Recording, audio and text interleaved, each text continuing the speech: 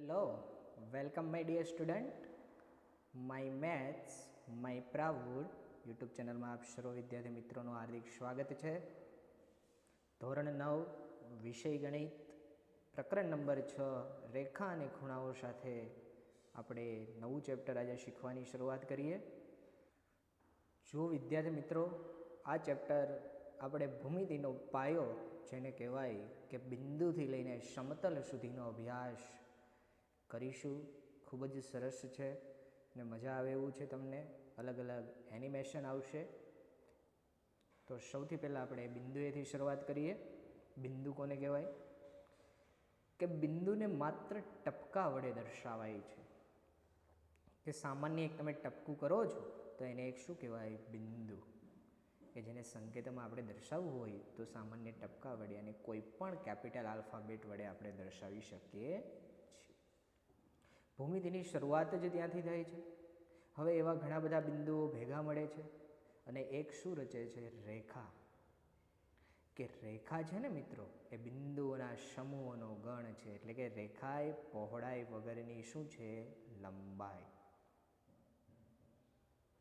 કે આપણે જે આ રેખા દોરીએ છીએ તો આપણને એક સીધી લીટી લાગે છે, પરંતુ હકીકત છે ને બધા બિંદુઓનો એક ગણ છે. ગણ શબ્દ કે જેને ઇંગ્લિશમાં કહેવાય સેટ, સુનિશ્ચિત વસ્તુઓનો સમુદાય. કે એક સાથે બધા ભેગા ભેગા છે ને એટલે આપણને એક સીધી શું લાગે છે? લાઈન, રેખા જેને કહીએ છીએ. પરંતુ હકીકતમાં રેખા તો બિંદુઓનો શું છે? ગણ છે. કે બધા બિંદુઓ ભેગા, પરંતુ આપણે કોઈ રેખાને જ્યારે દર્શાવીએ છીએ તો એના પરના કોઈ પણ બે બિંદુઓના નામ વડે દર્શાવીએ. દાખલા તરીકે મેં અહીંયા લખ્યું છે એ અને બી. તો રેખાને સંકેતમાં દર્શાવવા માટે એનો સ્મોલ લેટર એલ, એમ, એન વગેરેનો પણ ઉપયોગ થાય છે. અથવા તો આપણે છે રેખાની નિશાની અથવા તો શબ્દ વડે પણ દર્શાવી શકીએ છીએ. કે એ બી અથવા તો રેખાની ઉપર નિશાની સીડી, એક્સ વાય.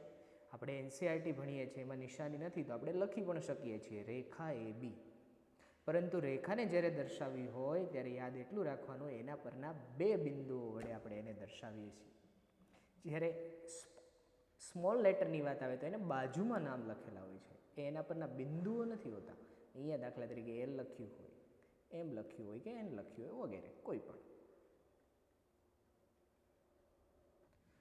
ત્યાર પછી છે વિદ્યાર્થી મિત્રો રેખાનો જે એક ભાગ કે જેને શું કહેવામાં આવે? રેખાખંડ. શિખંડ નહીં. હા, ઘણા બધાને બહુ ફેવરિટ હોય તો પછી પાણી આવી જતું હોય. કે બે અંત્ય બિંદુઓવાળા રેખાના ભાગને રેખાખંડ કહે છે. કે કોઈ એક રેખા દોરેલી છે એનો એક ભાગ, એક ટુકડો કે જેને શું કહેવામાં આવે છે? રેખાખંડ. કે જેની અંદર શબ્દ વાપર્યો છે અહીંયા અંત્ય બિંદુ. જુઓ, રેખાને અંત્ય બિંદુ ન હોય, એ અનંત સુધી વિસ્તરેલી હોય. જ્યારે રેખાખંડને શું છે? અંત્ય બિંદુ, લિમિટેડ એક પ્રકારે, ચોક્કસ. એટલે જ આપણે રેખાખંડનું માપ દર્શાવી શકીએ, રેખાનું માપ ક્યારેય ન દર્શાવી શકીએ. કેમ કે રેખા છે એ અનંત સુધી વિસ્તરેલી હોય છે. જ્યાં એ અને બી એ રેખાખંડ એ બીના શું છે? અંત્ય બિંદુ છે. રેખાખંડ એબીને સંકેતમાં રેખાખંડની માથે આ રીતની આડી લાઈન વડે દર્શાવવામાં આવે છે. અથવા તો શબ્દમાં પણ તમે લખી શકો છો રેખાખંડ એબી. સેમ એવો જ રેખાનો એક ભાગ કિરણ. એક જ અંત્ય બિંદુ ધરાવતા રેખાના ભાગને કિરણ કહે છે. અથવા તો ઉદ્ભવ સ્થાન, ઉદ્ગમ બિંદુ કે જ્યાંથી રેખાની શું થાય છે? શરૂઆત. અથવા તો ત્યાં રેખા પૂર્ણ થાય છે, અંત્ય બિંદુ. આપણી ટેક્સ્ટબુક મુજબની વ્યાખ્યા કે એક જ અંત્ય બિંદુ ધરાવતા રેખાના ભાગને શું કહે છે? કિરણ. અથવા તો આને એનું શું કહેવાય? ઉદ્ભવ બિંદુ પણ કહેવાય. કે આ કિરણનું ઉદ્ભવ સ્થાન કયું છે? તો કે અહીંયા બિંદુ એ બી. ઘણા બધા લોકો જ્યારે સંકેત દર્શાવે છે ને ત્યારે ભૂલ કરે છે ખાસ. કે જ્યાં બિંદુ એ છે, કિરણનું શું છે? અંત્ય બિંદુ છે. કે કોઈ પણ કિરણની જે શરૂઆત છે એ કાં તો એના અંત્ય બિંદુ અથવા તો ઉદ્ભવ બિંદુ હંમેશા પહેલાં લખાય. આપણે આ કિરણ લખીએ તો એના સંકેતમાં કિરણ બી એ ન લખાય ક્યારે. શું લખાય? કિરણ એ બી. કિરણ એ બીને સંકેતમાં ઉપર આડી લીટી, કિરણ, તીરની નિશાની. ઘણા બધાને એ નથી ખબર આ બાજુ કે આ બાજુ લીટી કરવી. તીર ઉદ્ભવ સ્થાન હોય એનાથી વિરુદ્ધ સાઈડ, કે જ્યાંથી ચાલુ થઈ છે ત્યાંથી આ સાઈડ, ટૂંકમાં રાઈટ સાઈડ. આમ ન હોય, લેફ્ટ સાઈડ વડે દર્શાવાય છે.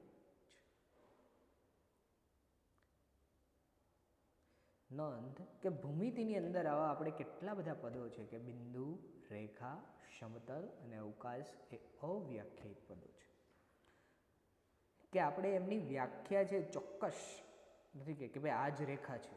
ના, જે પણ કાંઈ બિંદુઓનો સમૂહ છે એને રેખા કહીએ. ટપકું છે તો એને બિંદુ કહીએ છીએ.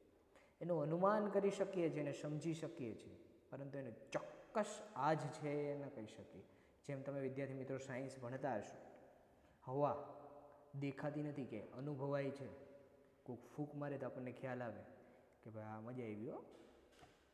પણ આપણે એમ કહીએ કે આને મેં ખોબો ભરીને હવા આપી, 1 કિલો એક હવા આપી, મુઠ્ઠી ભરીને હવા આપી. ના, એ ન દઈ શકો. એમ અહીંયા પણ ભૂમિતિની અંદર બિંદુ, રેખા, સમતલ અને અવકાશને અવ્યાખ્યાયિત પદો માનવામાં આવે છે.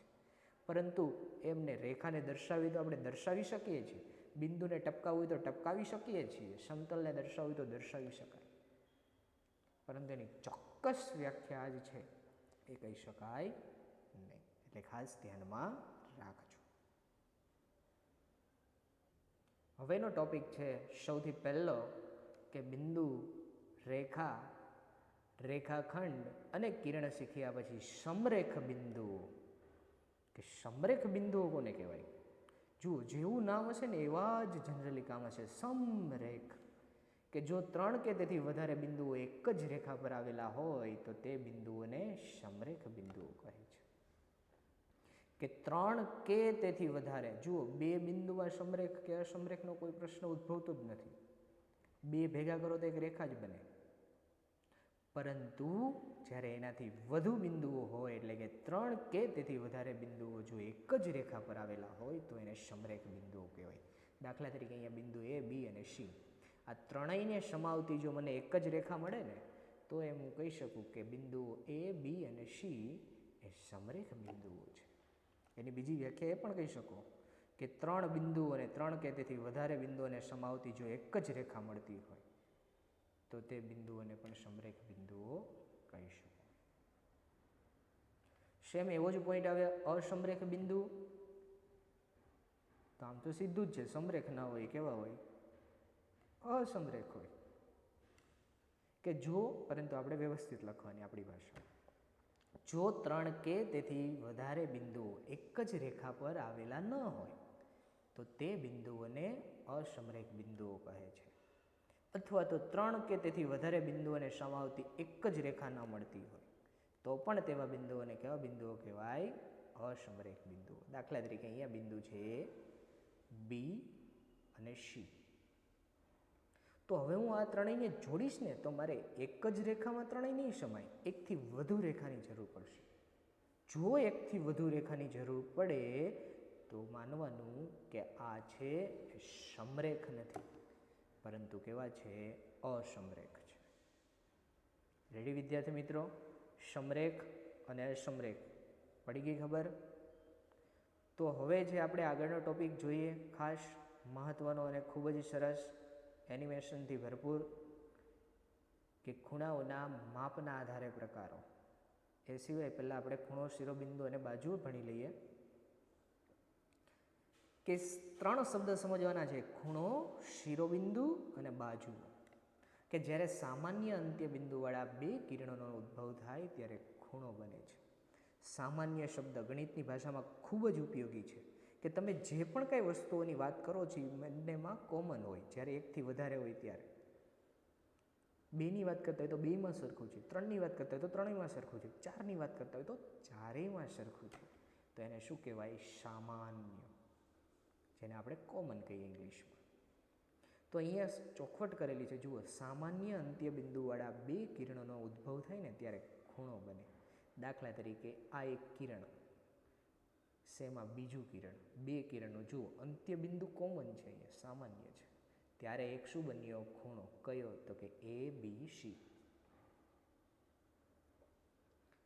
હવે તો કે ખૂણો બનાવતા કિરણોને ખૂણાની બાજુઓ કહે છે, જેને ઇંગ્લિશમાં કહેવાય ભુજ, અથવા તો એને શું કહેવાય ભુજ, પેલું કચ્છ ભુજવાળું ભુજ નહીં હો, હા, કે ખૂણા બનાવતા જે કિરણો છે ને એને એની શું કહેવાય બાજુઓ અથવા તો ભુજ. જ્યારે સામાન્ય અંત્ય બિંદુને ખૂણાનું શિરોબિંદુ કહે છે. સામાન્ય અંત્ય બિંદુ એટલે કે આ બી, એને ખૂણાનું શું કહેવાય શિરોબિંદુ. જનરલી આ ત્રણેય શબ્દ સમજાઈ ગયા કે જ્યારે સામાન્ય અંત્ય બિંદુવાળા બે કિરણો ઉદ્ભવ થાય ત્યારે ખૂણો બને. ખૂણો બનાવતા કિરણોને ખૂણાની શું કહે છે બાજુઓ અથવા તો ભુજ. અને સામાન્ય અંત્ય બિંદુને ખૂણાનું શું કહે છે શિરોબિંદુ. એ સિવાયની વિશેષતાઓ કંઈ ખૂણા એબીસીને સંકેતમાં, કે આપણે વાત કરતા હતા ખૂણા એબીસીને સંકેતમાં ખૂણો એબીસી અથવા તો સીબીએ અથવા તો ખાલી બી વડે પણ દર્શાવાય છે. જુઓ ખૂણાનું નામ, પરંતુ યાદ એટલું રાખવાનું બી બિંદુ છે ને હંમેશા વચ્ચે આવવું જોઈએ. તમે ક્યારે એમ ન દર્શાવી શકો બી સી એ, ના, એબીસી અથવા તો સીબીએ અથવા તો બી. અહીં બી એ અને બીસી એ ખૂણા એબીસીની શું છે બાજુઓ છે, ભુજ છે. બી એ અને બીસી, કે બિંદુ બી એ ખૂણા એબીસીનું શિરોબિંદુ છે, જે આપણે અહીંયા આગળ પણ આપણે વાત કરેલી હતી. જુઓ હવે તમે ક્યારેક પ્લેનમાં બેસો ને તો ત્યારે તમે ખૂણાના અનુભવ કરી શકશો. ખૂણો ઇમેજિનેશન કરો એટલે ભૂમિતિ એકદમ ઇઝી લાગશે. જુઓ અહીંયા ઘણી બધી જગ્યાએ ખૂણા બને છે, અહીંયા બને, અહીંયા બને, અહીંયા બને, અહીંયા બને. તમે અત્યારે જ્યાં બેઠા હશો ત્યાં બાજુમાં નજર નાખો તો ત્યાંય ક્યાંક ખૂણો દેખાતો હશે. ખુલ્લા આકાશમાં બેઠા હશો તો નહીં દેખાતો હોય, પણ જનરલી. રેડી? હવે જોઈએ માપના આધારે ખૂણાના પ્રકારો. તો અલગ અલગ તમે આગળના ધોરણમાં 3 તો પહેલાં શીખ્યા જ હશો લઘુકોણ, પરંતુ આપણે અહીંયા એનું ઇમેજિનેશન સાથે શીખીશું એક નવી જ પદ્ધતિથી. તો કે જે ખૂણાનું માપ 0 અંશથી 90 અંશની વચ્ચે હોય તે ખૂણાને કેવો ખૂણો કહીએ લઘુકોણ.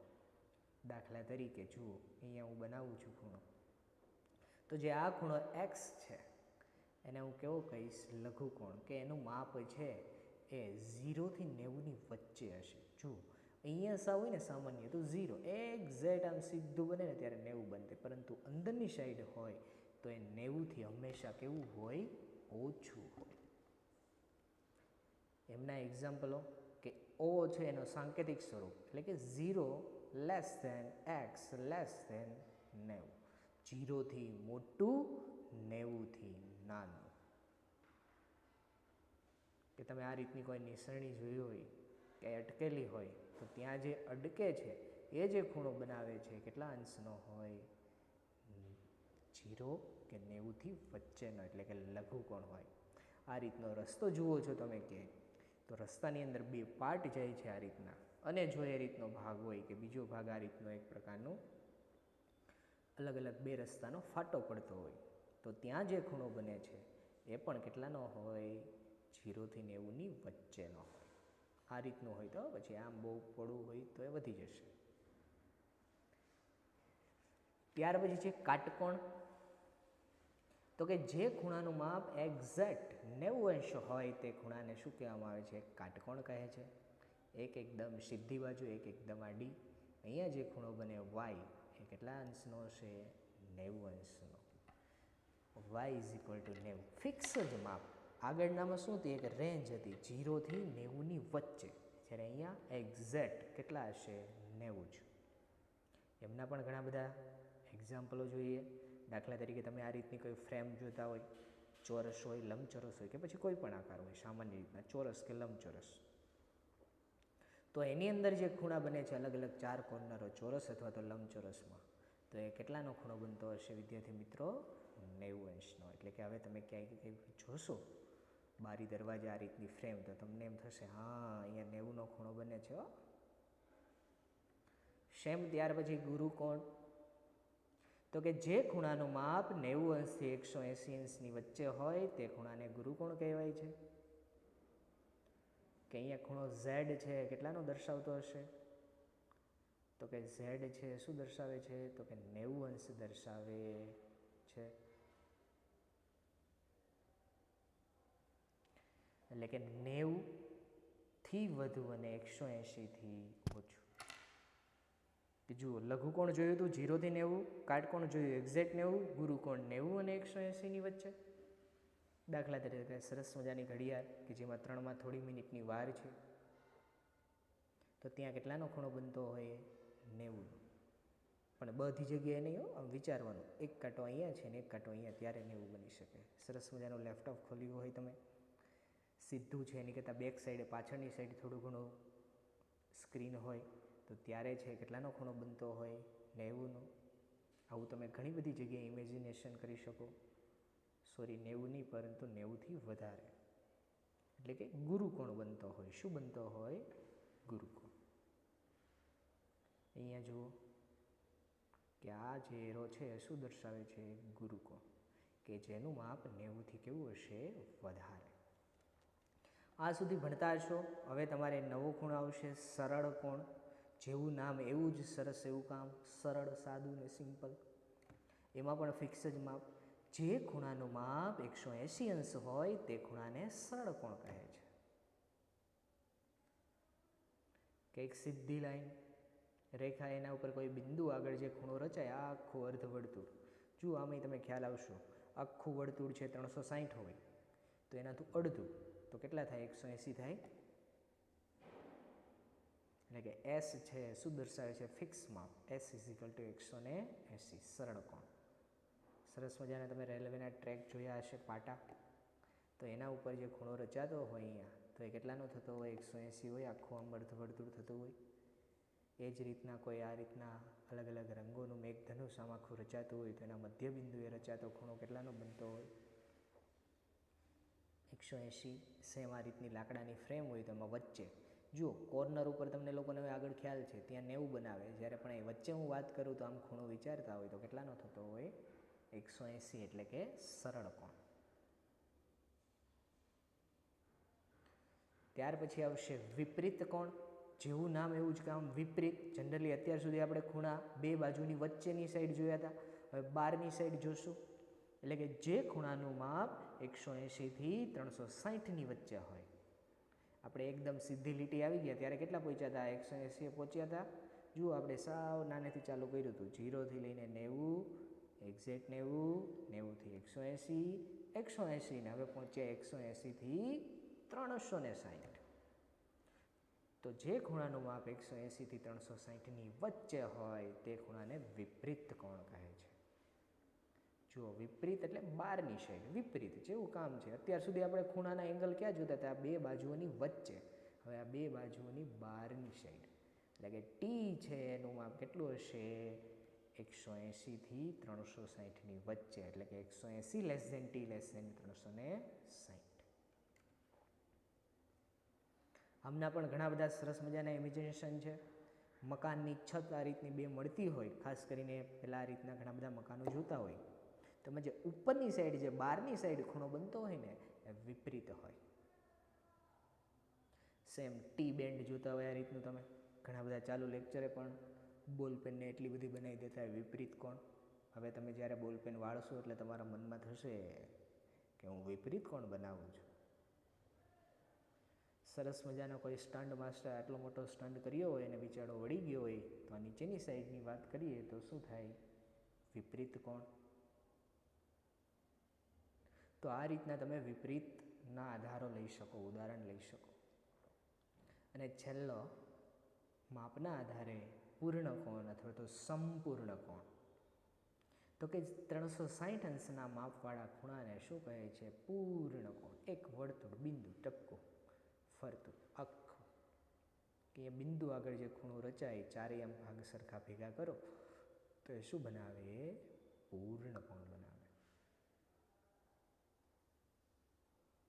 રેડી વિદ્યાર્થી મિત્રો?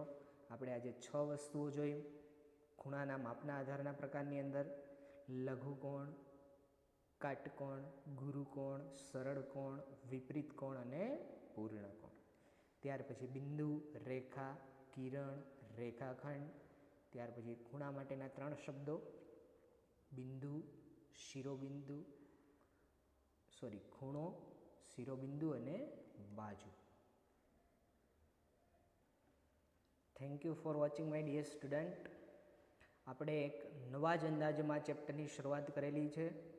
આગળ આપણે એની જોડના આધારે પ્રકારો જોશું, પછી એક એના ઉદાહરણ સમજશું.